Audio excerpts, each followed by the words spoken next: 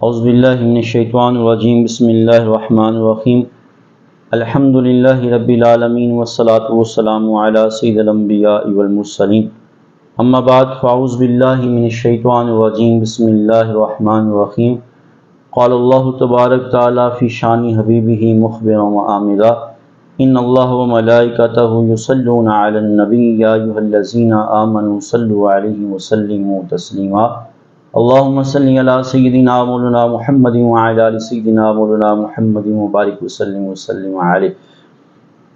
عزیز سامعین، آج ہم آپ کے سامنے فہم قرآن کے متعلق حاضر ہوئے ہیں کہ فہم قرآن کے سلسلہ میں قرآن پاک کی جتنی سورہ مبارکہ ہیں 114 سورہ مبارکہ ہیں، ان کے فضائل اور ان کے جو نام رکھیں گے کس بنیاد پہ رکھے گئے ہیں اور ان کو پڑھنے کا کتنا ثواب ملتا ہے، یہ جو ہے بیان کریں گے۔ تو قرآن پاک کا جو آغاز ہے وہ سورہ فاتحہ سے ہوتا ہے۔ سورہ فاتحہ اکثر علماء کرام کے نزدیک یہ مکے میں نازل ہوئی، اور امام مجاہد رحمۃ اللہ علیہ فرماتے ہیں کہ جو سورہ فاتحہ ہے یہ مدینے میں نازل ہوئی ہے۔ ایک قول کے مطابق یہ مکے میں بھی نازل ہوئی ہے اور مدینے میں بھی نازل ہوئی ہے۔ یہ سورہ فاتحہ کا جو ہے وہ فضیلت ہے کہ یہ مکے میں بھی نازل ہوئی اور مدینے میں بھی نازل ہوئی ہے۔ سورہ فاتحہ کے متعدد نام ہیں۔ سورہ فاتحہ کو فاتحہ الکتاب بھی کہتے ہیں۔ فاتحہ الکتاب کا مطلب ہوتا ہے کتاب کی ابتدا کرنے والی، کیونکہ قرآن پاک کی ابتدا جو ہے وہ سورہ فاتحہ سے ہوتی ہے، تو اسی وجہ سے سورہ فاتحہ کو فاتحۃ الکتاب بھی کہا جاتا ہے کہ اس سے قرآن پاک کا آغاز ہو رہا ہے۔ الحمدللہ رب العالمین، یعنی کہ اللہ کی حمد سے قرآن پاک کا آغاز ہوتا ہے کہ تمام تعریفیں اللہ کے لیے ہیں جو تمام جہانوں کا پالنے والا ہے۔ تو اس سورت کو فاتحۃ الکتاب بھی کہا جاتا ہے۔ اس سورت کو سورہ حمد بھی کہتے ہیں، یعنی ایسی سورت جس کی ابتدا ہی اللہ کی حمد سے ہو رہی ہو، اللہ کی تعریف سے ہو رہی ہو، تو اسی وجہ سے اس کو سورہ الحمد کہتے ہیں۔ تو دیکھیں نا کہ جیسے سورہ فاتحہ کا آغاز ہوتا ہے تو بندہ کہتا ہے الحمدللہ رب العالمین، تمام تعریفیں اللہ کے لیے۔ تو یہ سورت ہمیں سکھا رہی ہوتی ہے کہ ابتدا بھی بندے کی اللہ کی حمد سے ہونی چاہیے اور انتہا بھی بندے کی اللہ کی حمد سے ہی ہونی چاہیے۔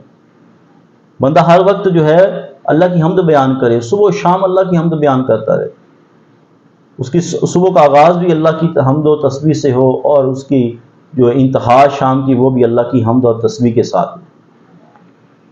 اور جب بندہ اللہ کی حمد بیان کرتا ہے، اس کی تسبیح و تعلیل کرتا ہے، تو پھر اللہ رب العالمین زمین و آسمان کو نیکیوں سے بھر دیتا ہے۔ اب دیکھیں نا کہ فرشتے بھی اللہ کی ہر وقت حمد بیان کرتے ہیں، ہر وقت اس کی تسبیح میں لگے رہتے ہیں۔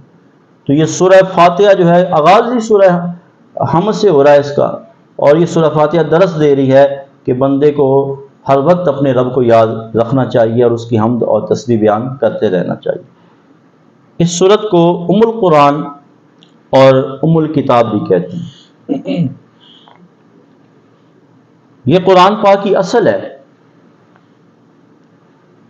اسی وجہ سے اس کو سورہ ام القرآن اور ام الکتاب بھی کہتے ہیں، کیونکہ اس میں وہ مضامین بیان کیے گئے ہیں جو قرآن پاک میں بار بار بیان ہوئے، بار بار ان کا تذکرہ آیا ہے، بار بار جو ہے ان کا ذکر کیا گیا ہے، اس لیے اس کو ام القرآن اور ام الکتاب بھی کہا جاتا ہے۔ اس کا ایک نام اسب مسانی، یعنی بار بار پڑھی جانے والی یا بار بار پڑھی جانے والی 7 آیات، سورہ فاتحہ کی 7 آیات ہیں اور یہ بار بار پڑھی جاتی ہیں۔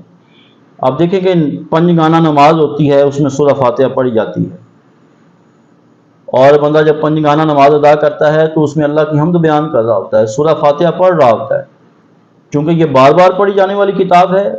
اور دوسری بات، قرآن پاک میں یہ آیات بار بار ان مضامین کا ذکر آیا ہے جو سورہ فاتحہ میں ذکر ہے، وہی مضامین قرآن پاک میں بار بار دہرائے گئے ہیں، اسی وجہ سے اس کو اسب مسانی بھی کہا جاتا ہے۔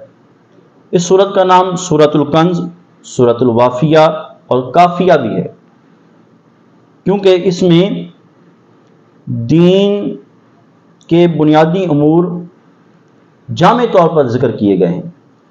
تو دین کے بنیادی امور جامع طور پر ذکر کیے جانے کی وجہ سے اس کو سورہ کنز کا مطلب ہوتا ہے خزانہ، سورہ فاتحہ ایک خزانہ ہے، اور سورہ وافیہ اور شافیہ بھی کہا جاتا ہے۔ اس کا ایک نام سورہ شفا بھی ہے، سورہ شافیہ بھی ہے، اس کا مطلب ہوتا ہے شفا دینے والی۔ تو گویا کہ سورہ فاتحہ سے اللہ تعالیٰ شفا بھی عطا فرماتا ہے، اور یہ حدیث مبارکہ میں موجود بھی ہے کہ صحابی رسول نے ایک آدمی کو سورہ فاتحہ پڑھ کے دم کیا جس کو ایک زہریلے جانور نے ڈس لیا تھا، تو اللہ تعالیٰ نے اس کو شفا دے دی، اور اس صحابی رسول نے اس سے انعام کے طور پر بکری بھی لی، اور وہ جا کر حضور کی بارگاہ میں پیش کی۔ تو کریم آقا علیہ الصلوۃ والسلام ناراض نہیں ہوئے، بلکہ حضور علیہ الصلوۃ والسلام مسکرائے اور فرمایا کہ اس میں تم بھی کھاؤ اور میرا حصہ بھی نکالو۔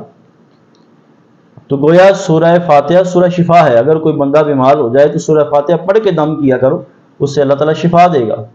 اگر زیادہ کوئی مسئلہ ہے تو 70 بار سورہ فاتحہ پڑھ کے دم کیا جائے، اور اس کو پانی بھی پلایا جائے، مریض پہ دم بھی کیا جائے، تو اللہ رب العالمین شفا عطا فرمائے گا، کیونکہ شفا من جانب اللہ ہے، اللہ کی طرف سے شفا عطا ہوتی ہے۔ تو سورہ فاتحہ اللہ کا کلام ہے، قرآن اللہ کا کلام ہے، اگر پڑھو گے تو اللہ تعالیٰ شفا عطا فرمائے گا۔ تو اس کو سورہ شفا بھی کہا جاتا ہے۔ تو اس کو اپنی روزمرہ روٹین میں شامل کیا جانا چاہیے، اور نماز پنجگانہ ادا کرنی چاہیے، اور اس کے ذریعے سے اللہ تعالیٰ سے شفا بھی طلب کرنی چاہیے۔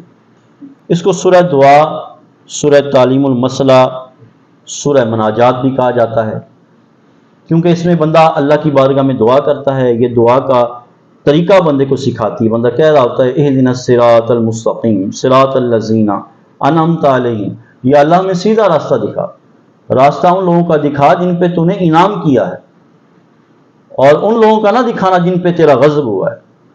گویا کہ یہ دعا جو سورہ فاتحہ ہے بندے کو دعا کا طریقہ سکھا رہی ہے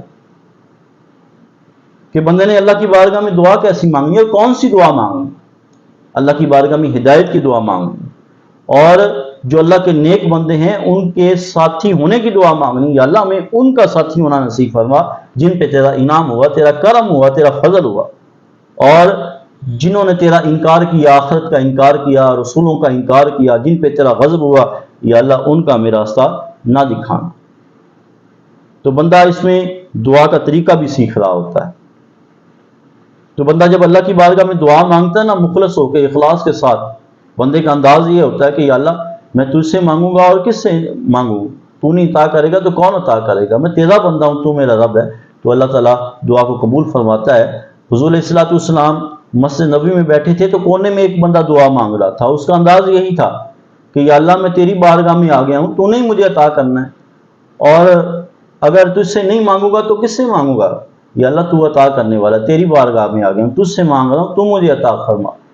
تو حضور علیہ الصلوۃ والسلام نے جب اس کا یہ انداز محبت دیکھا اور اخلاص دیکھا تو حضور نے ایک صحابی کو بلایا اور بلا کر کہا کہ جاؤ وہ جو کونے میں بندہ بیٹھا ہے اس سے جا کر کہہ دو کہ اللہ تعالیٰ نے تیری دعا کو قبول فرما لیا۔ تو بندہ جو ہے اخلاص کے ساتھ دعا مانگے تو اس میں بہت ساری جو ہے چیزیں سیکھنے کو ملتی ہیں، کہ یہ سورہ شفا بھی ہے، سورہ کنز بھی ہے، سورہ فاتحہ جو ہے اس کو فاتحۃ الکتاب بھی کہتے ہیں، ام القرآن بھی کہتے ہیں۔ تو اس کے بہت سارے نام ہیں، تو ہمیں اس سے فائدہ اٹھانا چاہیے، اور سورہ فاتحہ جو ہے اس کو کثرت سے پڑھنا بھی چاہیے، اور اگر کوئی بیمار ہو جائے تو اس کو دم بھی کرنا چاہیے سورہ فاتحہ پڑھ کر، اور اس کو نماز میں اپنی روٹین بنائیں کہ نماز پڑھیں، جتنی نماز پابندی سے ادا کریں گے ہم بار بار سورہ فاتحہ پڑھتے رہیں گے۔ اللہ رب العالمین کی بارگاہ میں دعا اللہ تعالیٰ میں عمل کی توفیق عطا فرمائے۔ وما علینا الا البلاغ المبین۔